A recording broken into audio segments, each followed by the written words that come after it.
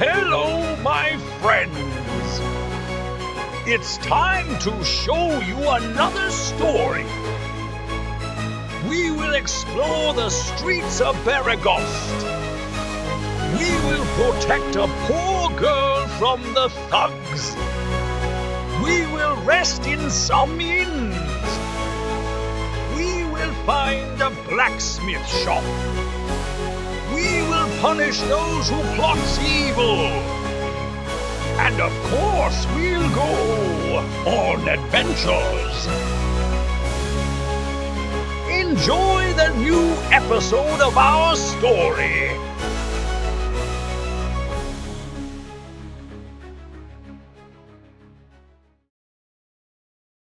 Upon awakening, Ronhul donned fresh attire and styled his hair anew, emerging as a dwarf reborn, his appearance strikingly altered. At the inn, a haven for the weary heroes, the keeper had naught but empty shelves, prompting the band to embark on a quest for arrows sharp, weapons keen, and the ever-alluring glint of gold. As night enveloped the surroundings, the door next door stood firmly locked.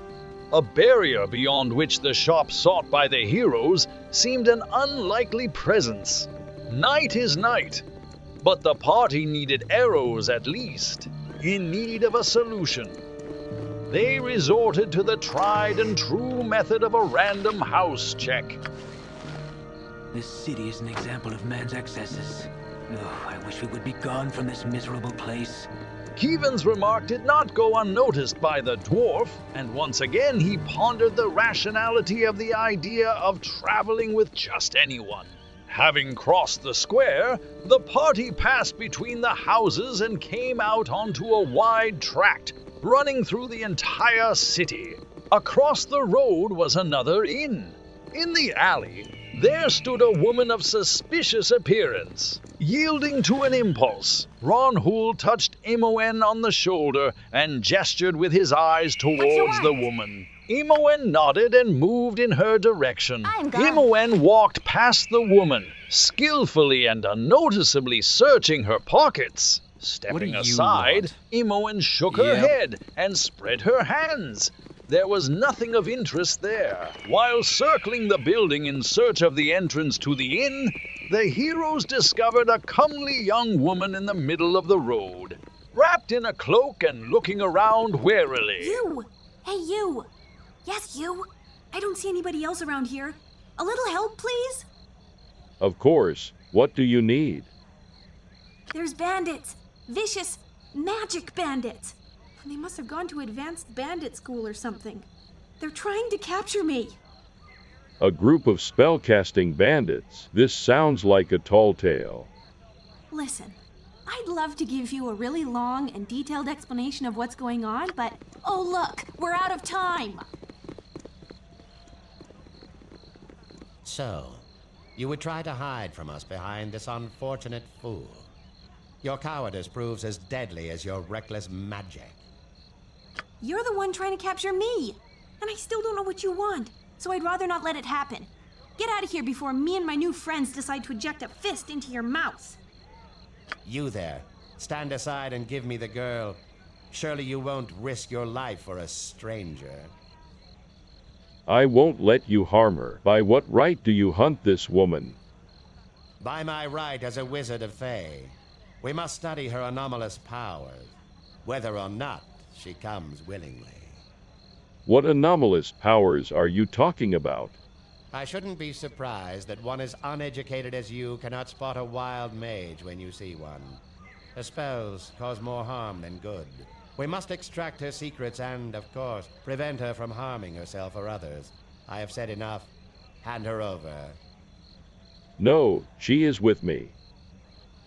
If you wish to die for this wild mageling, so be it. Away with you, you pompous creep! Kendall, where did you go? We can't let her escape. Slaughter them all, and we'll sort this out once we find him.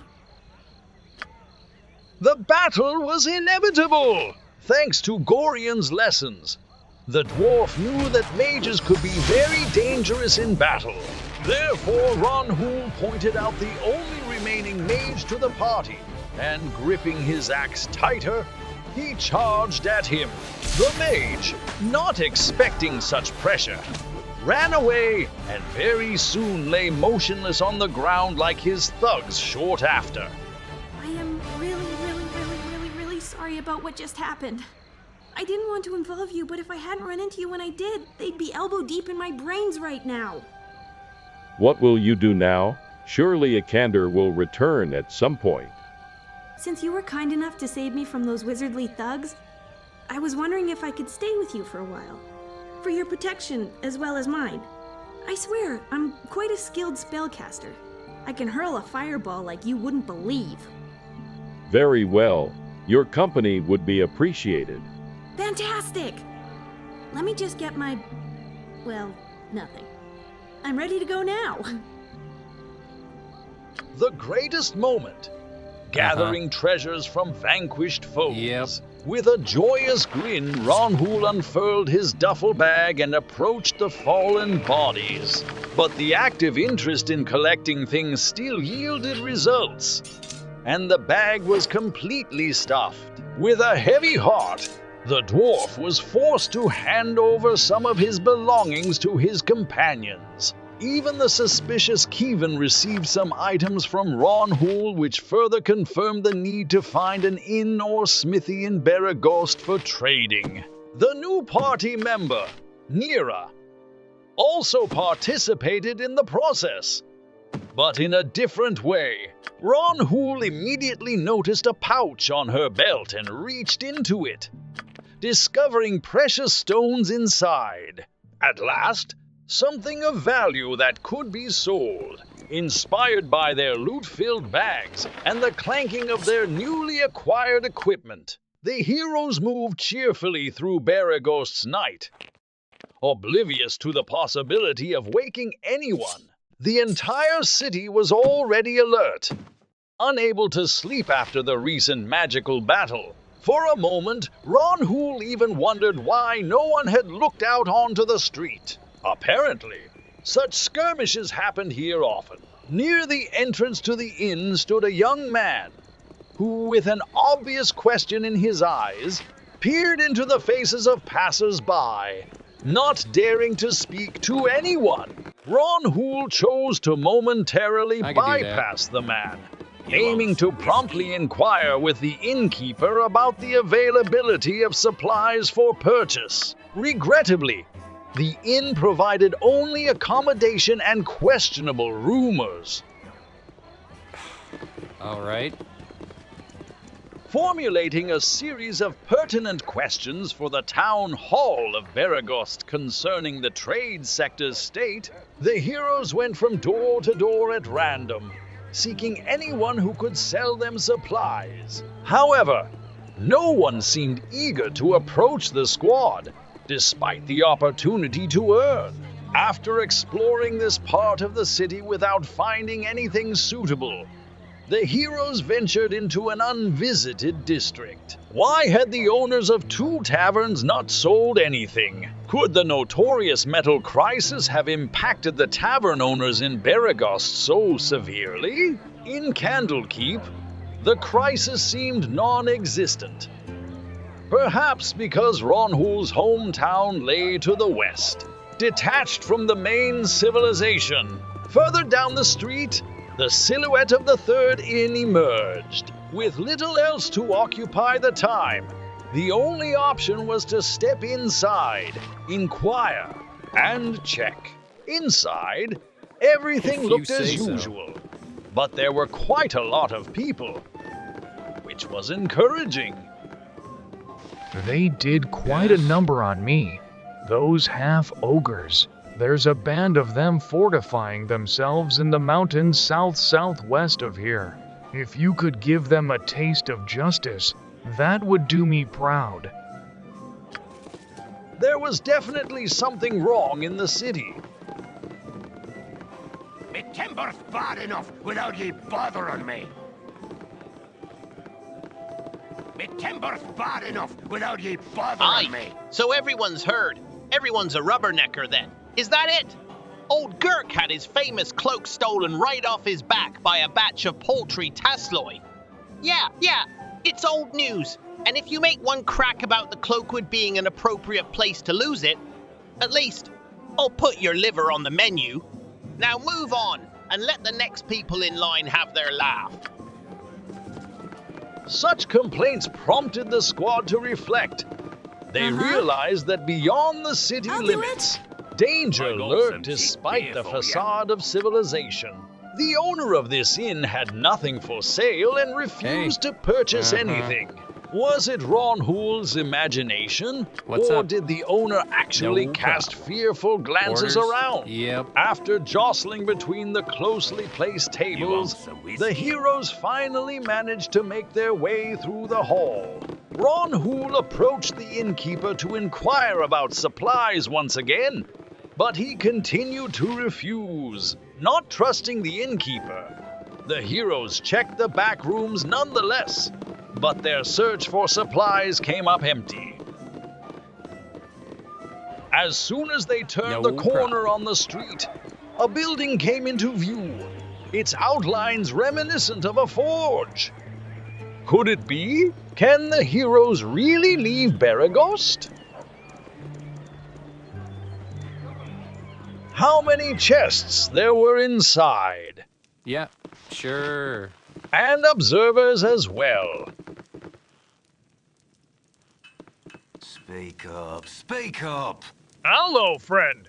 What can I do for you this day? No need to trouble yourself. I'm just browsing about your smithy. I have heard much about it. Oh, it's no trouble at all. You can expect nothing but the best in service from the Thunderhammer Smithy. Best armors in the land. If you need some help, don't hesitate to speak to Tarim himself. Kiss me, Blarmy. What you wish done? Finally, a person has been found that is willing to exchange gold for trophy weapons and supplies for gold. Is it possible that this forge holds a monopoly throughout the city, preventing innkeepers from selling anything? It seems as though the iron crisis hasn't affected this place. The selection was quite extensive. Could it be that these blacksmiths were somehow involved in orchestrating an iron crisis to eliminate competitors? These are questions for future investigation. But for now, the priority is to purchase arrows. And plenty of them. A handful of archers in the unit provided invaluable long-range support. Yet the downside was their considerable ammunition consumption. It might be prudent for the archers to reclaim any unbroken arrows they've discharged, potentially curtailing expenses. While the dwarf was trading with the merchant, he stumbled upon that very same mysterious belt, and the merchant, for a small fee, told him all about it. It turned out to be a belt made from the fur of a polar bear, which successfully protected against the cold. But in intense heat, it would likely do more harm than good. Now the time had come to sort through the remaining gear in the bags. Looking straight into the eyes of the blacksmith's merchant, Ronhul, without breaking eye contact, slowly laid the broken weapon pieces from his bag onto the ground. No one said a word, and the dwarf slowly moved away from the pile of rubbish. Imoen and Kevin paid no attention to anything else. They were busy dividing up the arrows. Nira watched everything with curiosity. It seemed that everything was ready to move on, but Dwarf's nature could not be overcome, and the dwarf went around all the chests and tried to open them in front of the blacksmiths. Unfortunately, everything was locked, and the blacksmith smiled understandingly. Upon reaching the street, Ronhul's thoughts returned to the odd fellow lingering near a tavern. Leaving without uncovering his story seemed regrettable, lost in the triumph of their successful trade at the forge. The party, under the valiant dwarf's lead, inadvertently strayed off course. It wasn't long before Ronhul picked up on Kevin the ranger's discontented murmurs about some dim wits, a quick survey of their surroundings, and the dwarf steered the group back to the correct thoroughfare.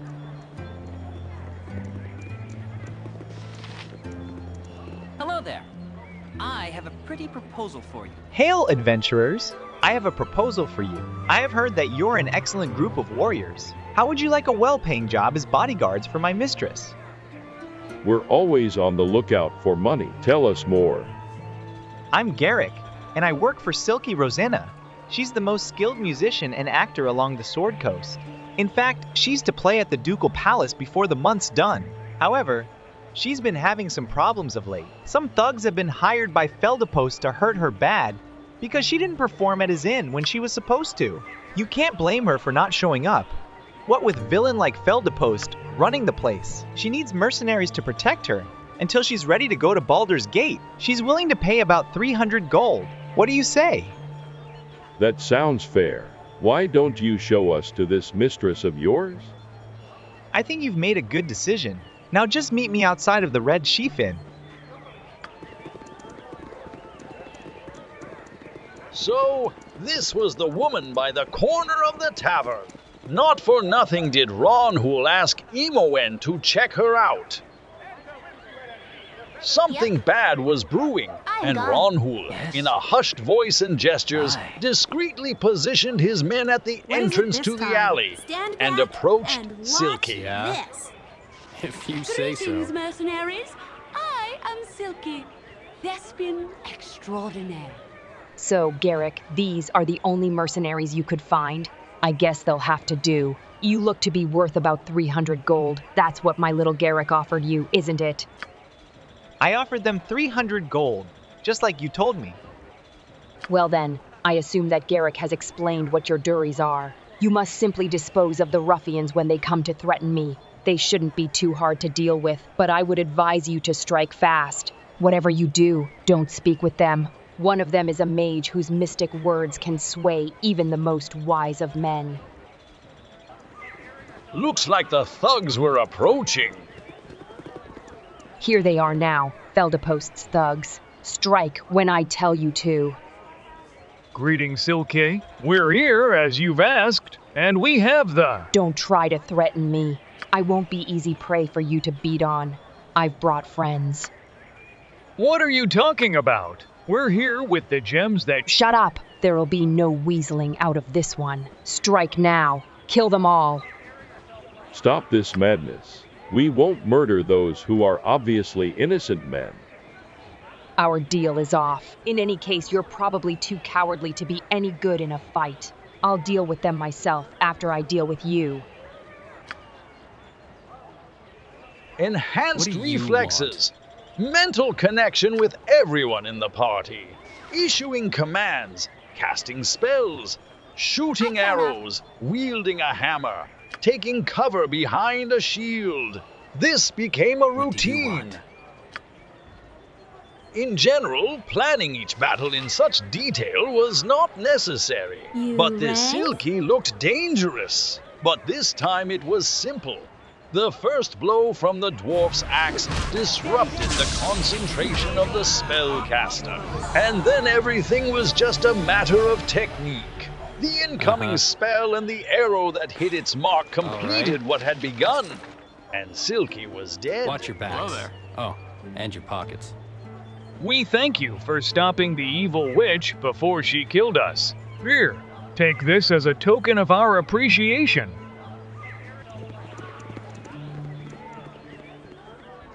Yes, sir. Silky's dead. I guess she had it coming. You can't be evil like her and expect to get away with it. I'm out of job now. Would it be too much to ask if I could join up with you? No problem. Hey. There are too many secrets and sudden events in the city for a dwarf who has spent his entire life in a tiny village. The sense of responsibility for the squad helped Ronhul cope with the shock of the number and density of events. And there came an awareness that the staff that was with Silky was different from those that heroes had seen before, and it needed to be understood. Therefore, it was necessary to return to the monopolists of this city, to the forge. I can make whatever you wish for a wee little bit more than me competition. The merchant was happy to help, of course, for that he took 100 coins. The staff turned out to be without magical properties, but it was made of good material, so it should have been sturdier and hit harder than usual. Rubbing his head, Ronhul decided to give this staff to Nira, but upon closer inspection, she had the same staff. Unwilling to believe that he had given away 100 coins for information about a staff they already had, Ronhul examined the new staff, trying to find something in it that could be worth 100 coins. But no, there was no difference. Finally, everything was ready for the long journey ahead, and it was time to set off. Beregost proved to be rich in events. New members of the squad, conversations, and the number of steps taken. Communication for the heroes now felt different, and even Ronhul began to speak more consciously and boldly, finding his voice. The weather was clear and warm. The road from the forge gate wide and leading beyond the city in the direction needed by the heroes. The events of Beregost showed that the party's joint actions could solve quite complex problems and get out of difficult situations. The heroes moved along the road easily and quickly, eager to leave the city behind and move towards new adventures. Up ahead was the friendly Armin. Subscribe to our chronicle and join the valiant fellowship of the subscribe button. Ring the bell of awakening to be summoned when new sagas unfold. Bestow upon us thy favor with a like as mighty as the hammer of the gods. See you in the next episode.